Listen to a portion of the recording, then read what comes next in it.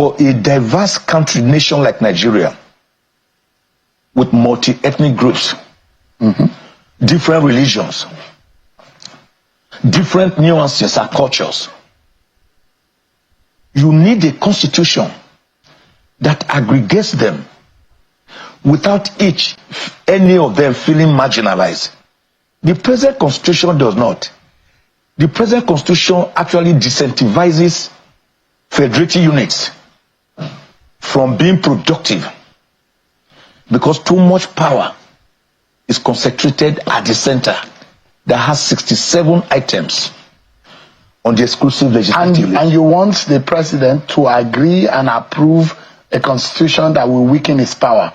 No, not to weaken his power. Rather, that has been the political dynamic today, because even the National Assembly they have been very reluctant because they are afraid that all of these, and that has been a problem with restructuring Nigeria. Anyone that is talking about touching up or reviewing the constitution of Nigeria, because it is said that the president of Nigeria is perhaps, within the capacity of power that he has, is probably one of the most powerful people on earth because of the powers available in the constitution to the president. You see, the problem is this. We have a problem, a clear and present danger staring us in the face. This is one time the president is going to make a huge sacrifice to show that as one of us, we were in the pro-democracy movement together. You can see some viral video where I will address the public and he will address. It's there in the public domain. This is one time the president, we know that his name will even be better left in historical gold if under him a brand new constitution that addresses our problems is midwifed. He will even be remembered more for that than the building of roads, because it is historic. All right, Prof. Yes. And I dare not engage you in a legal debate. No. No. I mean, no. This is not really a legal matter. You're a juggernaut, a legal juggernaut. I'm just a dwarf when it comes to legal knowledge. But I'd like to ask and guide us, because this has been the conversation around constitutional review and how we can be able to adopt constitutionalism in the face of birthing a new constitution. How do you exit the present one and enter into a new arrangement? Yes. A lot of people will say by a plebiscite. Yeah. Do you plebiscite away the first one? What about the lacuna? What happens?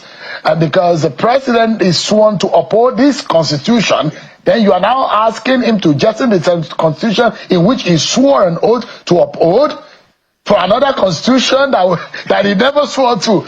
There is a major constitutional issue here. Let me tell you how it works. There is no conflict, no confusion. We are not telling the president to simply get up and say, Patriots, I hereby jettison the present constitution. There will be a process. We will introduce a bill. The National Assembly will introduce a bill. The bill will enact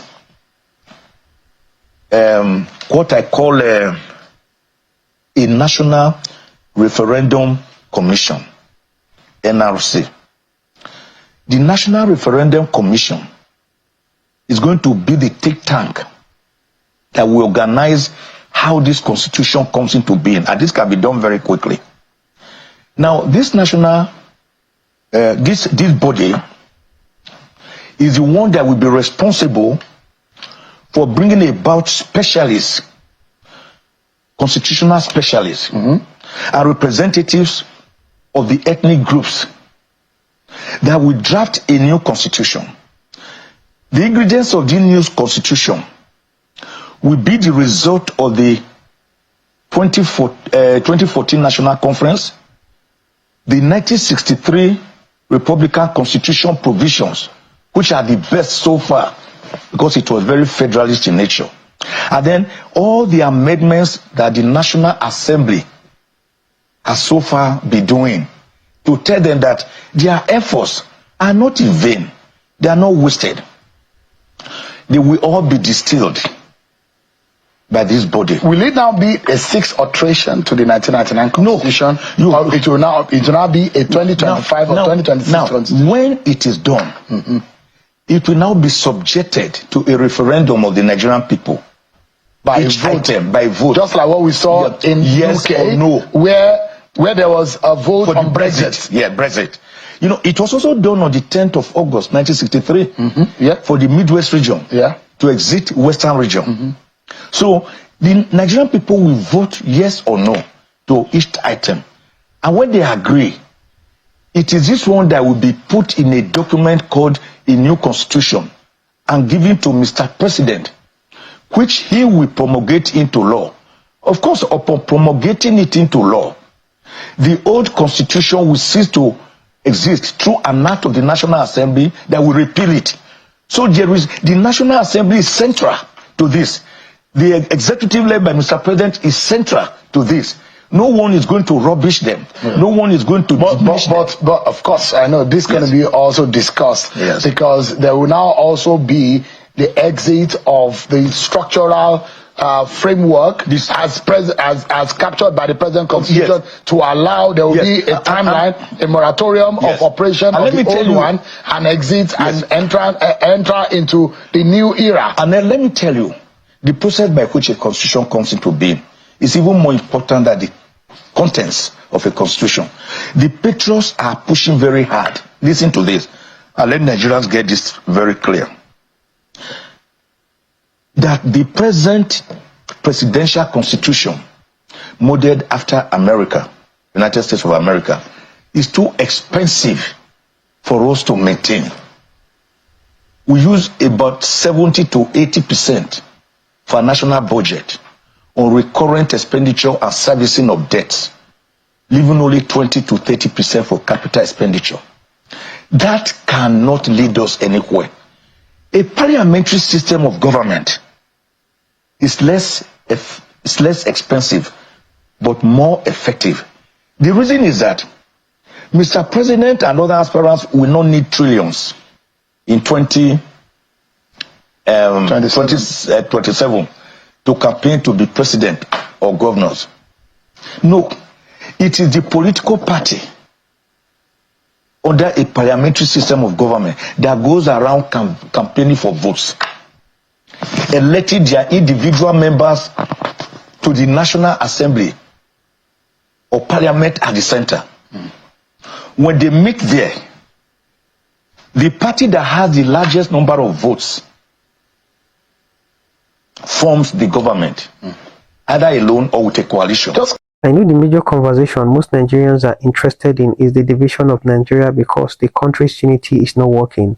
I know this is actually what every Nigerian is looking out for. But the thing is this, the people we have at the helm of the affair currently now, they wouldn't want anything that will be against this unity that they are enjoying its dividends. So of course, they are going to frustrate every effort anybody is making to ensure that this country is divided. However, should we stop talking about the flawed 1999 constitution that is also complicating the problems that we are having? No, we all know that before we count two, we must have counted one. Since the constitution is flawed now and they don't want to attend or maybe listen to the issue of dividing this country, let's start with the constitution first and see if it can be fixed, and then we can know the way further, and if that one doesn't work, then we can champion other causes that will better our unity or spur our division. So you see, what Professor Mike Ozokome is saying in this video is spot on. This is a conversation we should be having by now because this country is flawed. This 1999 constitution is already complicating the enormous problems Nigerians are facing.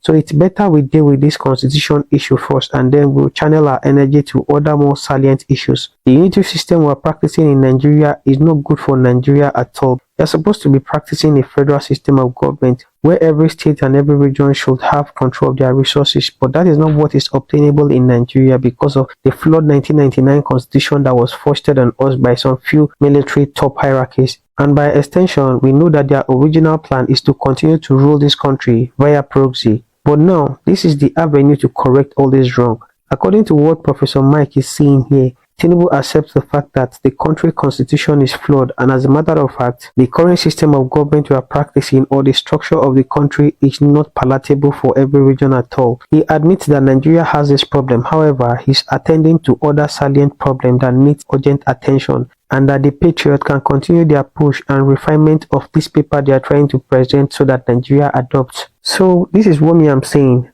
Aren't Nigeria supposed to champion this cause and also promote this cause as well? Because we can't leave this for them alone because they are not social media savvy. This is a digital age, and if we want to push this bill or want to ensure that there's a change, we can leverage the social media to bring this change that we want to this country. In my own opinion, we have to be putting pressure on these people both offline and online. And when they begin to see the seriousness in our intensity and our collective dedication and tenacity to ensure that we achieve this, they will have no choice but to grant us our desire. So this is what I feel we are supposed to be doing at this moment. So I'll play the remaining video of what Professor Mike Ozekome is saying and we'll be right back. And also, don't forget to like, share and subscribe to our channel.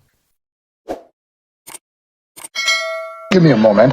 But that what the elders see standing on the ground, a young man or a young person, even when he or she climbs the tree, may not be able to see. So when the elders come together and they say there is an urgent need to convene an emergency confab to restructure Nigeria and give it a new focus, well, we need to listen to them. And they are gathering on the 15th to 17th in Abuja. The president is supposed to have a representation there. Professor Michael Zakama is one of them, a senior advocate of Nigeria, and try to make sense of what this would do for Nigeria. Yeah. You're making reference to the Republican Constitution of 1963, and you're talking about the way forward for Nigeria. And I was going to ask you a question. Yeah. Will the new constitution or this emergency confab end insecurity in Nigeria? Yeah. People stop people being killed in Nigeria, put food on people's table, make an economy of Nigeria better. Why should Nigerians care? Yes, I will tell you why. If you remove the central system of government we are having now, the unitary system of government, and make it really federal, that is already a way of devolving power back to the subnational groups, which for now are the federated units. But the Patriots see a Nigeria of 7 regions built after the present 6 geopolitical zones. These regions will be able to control their resources as we had pre-15 January 1966. Of course, that brings more money to the table. That brings more jobs to the people because the people will now control their resources. As Awo did, where he could build the Cocoa House, which is still the tallest in Ibadan today, free education at all levels, University of Ife, now OAU, first television station in Africa, as Ahmadu Bello did in the north, with the Northern Nigeria Development Corporation, and all his achievements are there, as Dennis Osadebe did in the Midwest region, as Zeke and Michael Okpara did in the east. So we are saying that if you decentralize Nigeria with a simple parliamentary system of government, with each region having its own constitution, the people there can cooperate. They now know we are one. We are the same people. We have enough food on our table. We have agreed to be together. It was not imposed on us by a military government. And this is a parliamentary system that is inexpensive to run. There will be more money. Insecurity will vanish. There's no question about that. I give you an example. If you have a problem in your house, your building is cracking, the walls, how do you solve it? Some people have been saying, let us amend the present constitution. Amendment 1 million times cannot solve the problems. What do you do to that building? You don't call a mason, a bricklayer, and say, come and patch these cracks for me on the wall. He will patch them quite. So we don't need amendments. Yeah, we don't need patches any longer, because the president of the day will say he's in fact a chief of restructuring. The local government autonomy is there, and they will say that they are gradually. So what we need is a drastic effort. A brand new constitution that is touched on us. People dribble. You can't amend a bad document. A document that is afflicted by an illness, an ailment, cannot be amended. Is the constitution a curse to Nigeria's development? Yeah, for now, as it is, the constitution is a cost of Nigeria's development. We can't move forward. No state is producing. Every state is relying on Abuja. Abuja has become too centralized, too powerful. That is why everybody kills himself to go there. Under a new parliamentary system that we are forecasting, nobody will go to Abuja. For example, regions send their representatives to the parliament at the center. Equal representation. And the regions pay them. Are you optimistic about the possibility of President Bola Tinubu? Yes. In this climate, yes, to agreeing to your proposal? I want to believe that President Ahmed Bola Tinubu, a progressive, one of us who fought for Nigeria during the military junctures.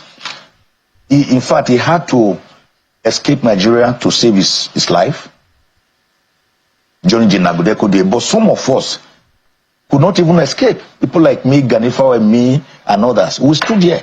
We're seeing bullets. You can see some video online where you will see us being tear gas from the skies.